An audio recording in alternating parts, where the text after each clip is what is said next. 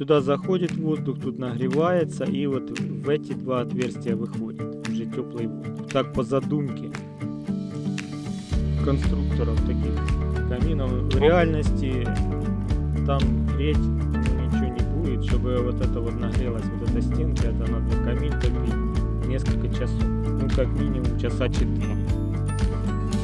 Никто этого не делает, потому что камин, он не экономичен. Тепла от него, его больше визуально, его делают для визуального просмотра огня, ощущение присутствия, как возле костра. А для обогрева он не предназначен.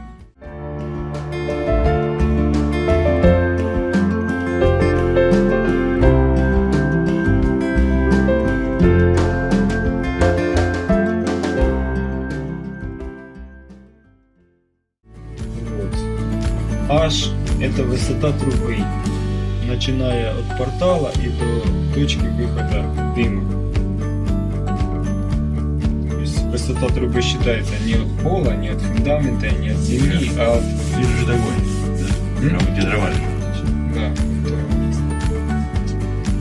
И вот это вот 3 графика для разных сечений. Ну, прямоугольный, квадратный.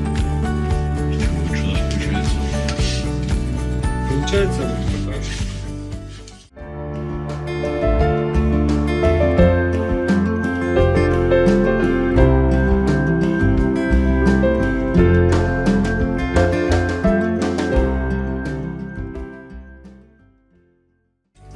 Высота 5 метров, можно сделать камин шириной 70 см и высотой по рядам посчитаем, 10 рядов 70 см.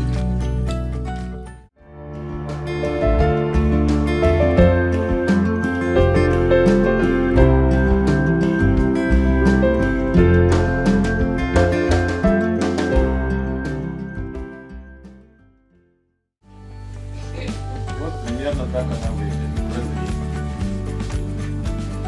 Вот это вот окно шестка. Вот это вот устье. Это вот как бы, если смотреть отсюда, получается такая картина.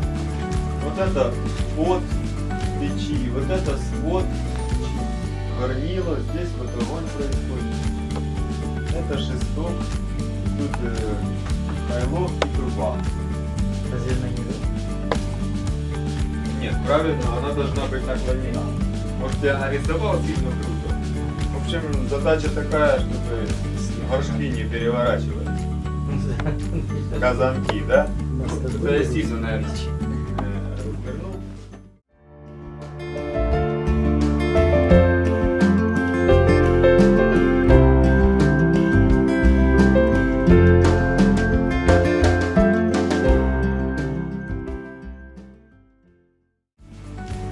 Форма, вот это вот свод.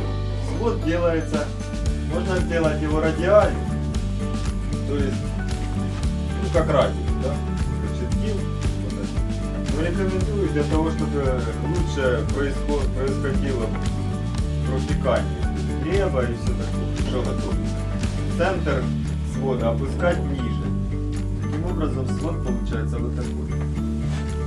Как бы приплюснутый сверху, да? Ну зато тут если поставил там пирог, то вот он хорошо пропекается. От стенок идет тепло, он равномерно прогревается.